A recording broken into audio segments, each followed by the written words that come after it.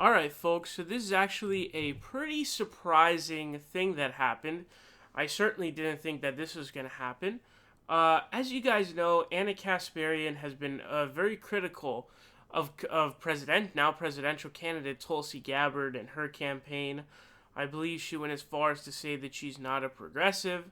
Tulsi Gabbard is a bit controversial if you look at her stuff, especially now that we're looking at. It's getting to the point where it's quite a bit controversial at this point. But basically, what had happened was she was critical of Tulsi Gabbard, and then Tulsi goes on TYT for an interview, and the only person that's interviewing her is Cenk Uygur. Anna Kasparian then goes on her show No Filter and basically says, hey, I wanted to take part in the interview with Tulsi Gabbard, but she refused to do it with me on the panel.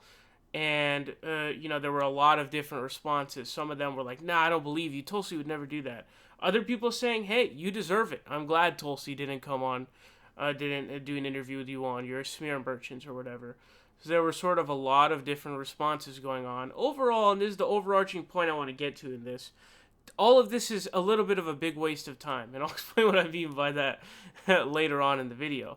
But Tulsi Gabbard went on The Hills Rising. You guys probably know about The Hills Rising. You probably watch it. It's a show with Crystal Ball and so I think Sagar is his name, and they have a progressive show. I believe it's only online. I'm not sure where else it is. I think it's just on the website, The Hill. Tulsi Gabbard appeared on there. Crystal Ball is a very good progressive. She posted this on her Instagram page saying, I appreciate the sensibility and non-Washington groupthink that Crystal Ball and Sagar bring to the discussion on many issues. It was great to join you guys in studio at The Hill today, hashtag Tulsi 2020. And indeed, it is true that indeed The Hills Rising is non-Washington groupthink, and they are, bringing the discussion to issues. And it's a very good show, 100%. So, someone posted this over on Twitter. It says, Tulsi Gabbard like Mr. Freeze _8's comment. This show is actually so good. Love that they push an open-ended discussion even though Sagar and Crystal don't always agree. It gives like a very functioning, refreshing point of view. The new TYT, before the corruption, can't stand Anna no more. Okay, so this is...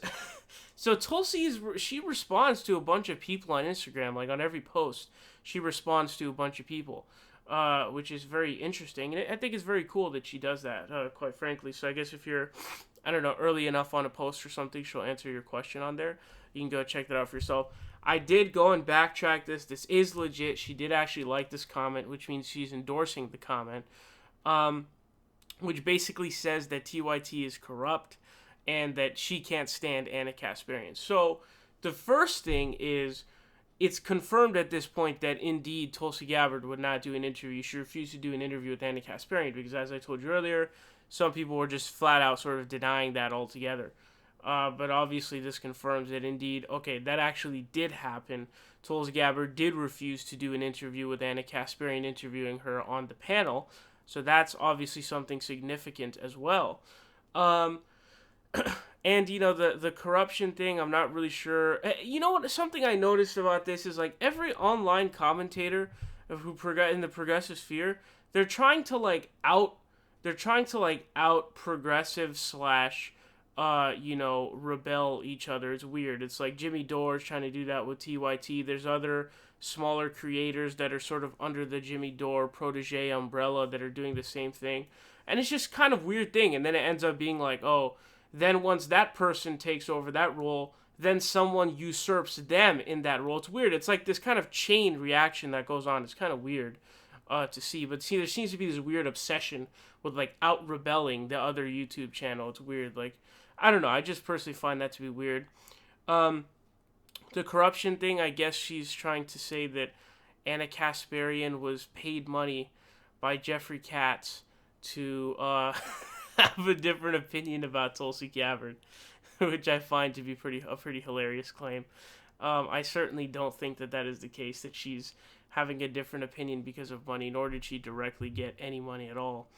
Mike Figueredo from the Humanist Report actually responding to this by saying, literally can't believe this is real. How petty for a presidential candidate. Christ. That's Mike Figueredo's response right there. And then Anna herself actually responded to this by saying, I'm not surprised at all. She literally kicked me off an interview I was supposed to be a part of because she can't handle well-researched questions about a record. So I sat in the studio and watched her lie to jank about a refugee vote.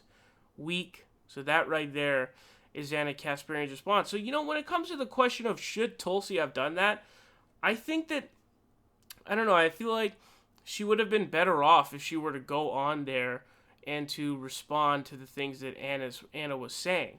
Now, she goes on mainstream media who smear her nonstop to sort of debunk those smears. So I'm not really sure why you wouldn't do the same thing with perceived smears on TYT. I guess maybe you could argue the mainstream media outlets have a bigger audience outreach, I guess. I'm not sure really what went into that sort of idea to just be like, okay, this is a good decision to refuse to do an interview with Anna Kasparian on the panel.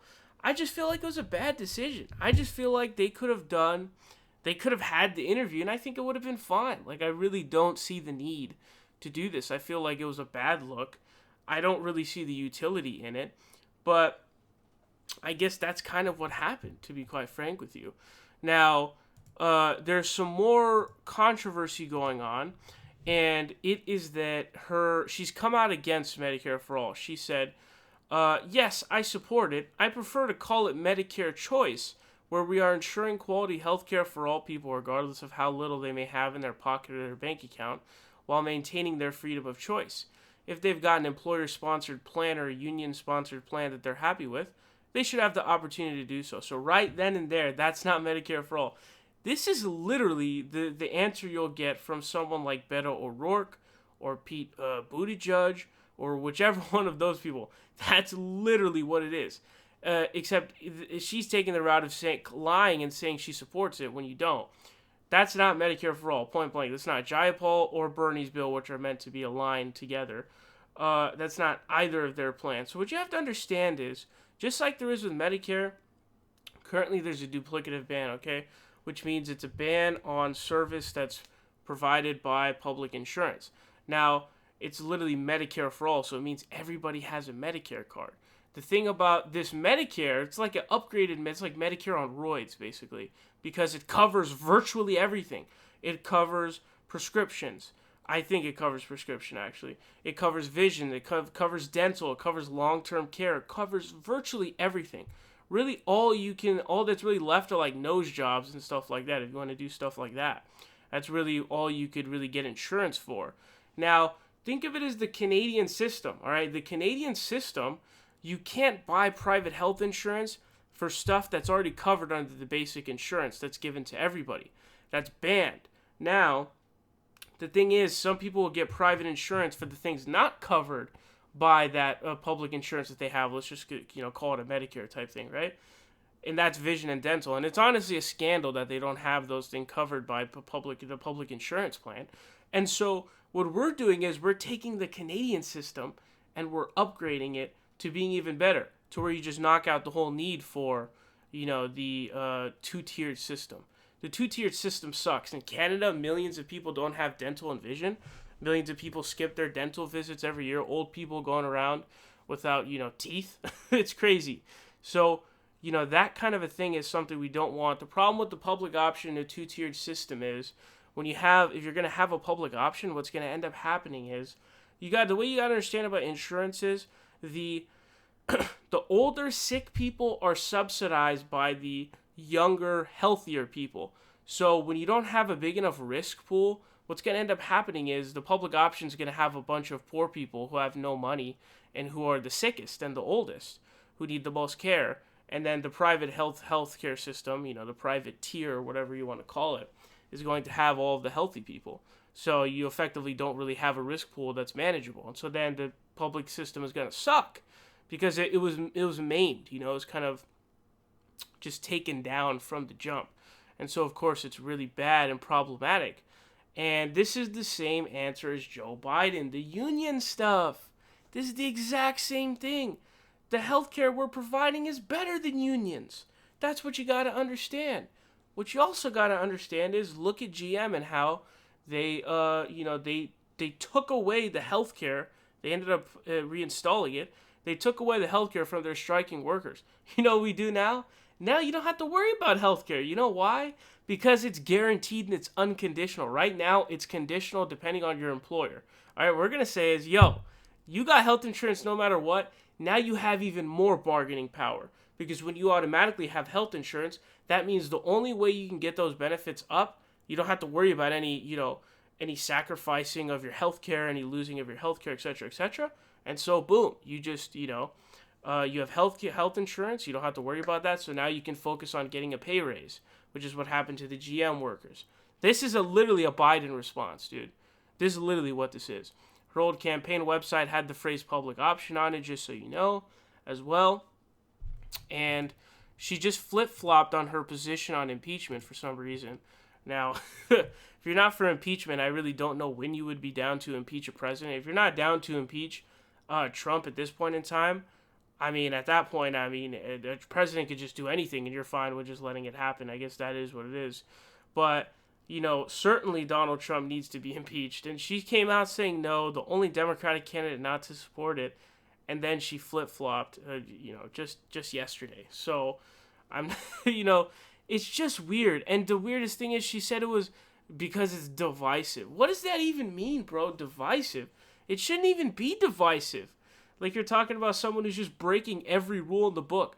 I just read a story about, how there's a quid pro quo bribery situation going on with Donald Trump and Wayne LaPierre.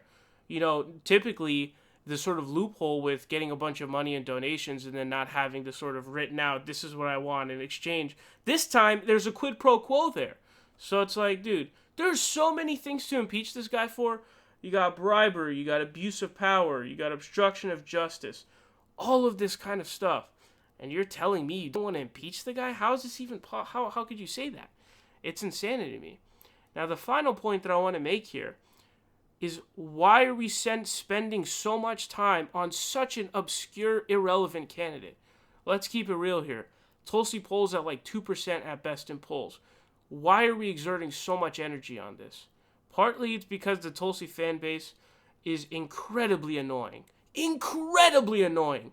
Incredibly annoying. You got morons like Nico House babbling their mouth all day, losing their mind. I guess that's part of the reason. It's probably the biggest reason. But overall, the answer should be like, who cares? She's polling at 2%. She's not going anywhere. And the idea from day one, any idiot thought that she was a better candidate than Bernie Sanders, the godfather of progressive movement. The reason why Tulsi even exists in the capacity she does now. She would be a better candidate than he is? Are you serious? If you ever had that thought in your mind, you're either not a serious person or you're just lacking mental faculties. So, at the end of the day, it's like, who cares? Who cares? She's just a sort of irrelevant candidate who's not really getting anywhere. So it seems to be quite a bit of a waste of time. And I'm a bit annoyed that we have spent so much time with so much energy on such an irrelevant candidate.